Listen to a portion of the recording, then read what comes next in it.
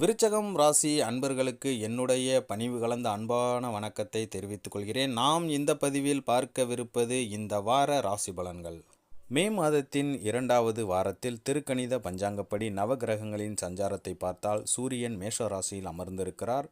14ஆம் தேதி ரிஷபத்திற்கு இடம் மாறுகிறார். செவ்வாய் மீன ராசியில் இருக்கிறார். புதன் வக்ர நிவர்த்தி அடைந்து மேஷ ராசியில் அமர்ந்திருக்கிறார். ரிஷபத்தில் குரு சஞ்சரிக்கிறார். சுக்கிரன் மேஷ ராசியில் சஞ்சரிக்கிறார். கும்பத்தில் சனி, மீனத்தில் ராகு, கன்னியில் கேது என கிரகங்கள் சஞ்சரிக்கின்றன.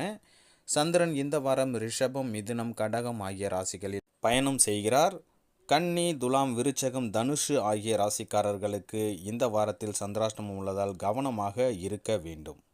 இந்த வார கிரகங்களின் சஞ்சார கூட்டணி பார்வைகளால் மேஷம் முதல் மீனம் வரைக்கு உண்டான 12 ராசிக்காரர்களுக்கும் யாருக்கு அதிர்ஷ்டம், யாருக்கு பண வரவு, யாருக்கு சுப விரய செலவுகள் உண்டாகும் என்பதை இந்த பதிவில்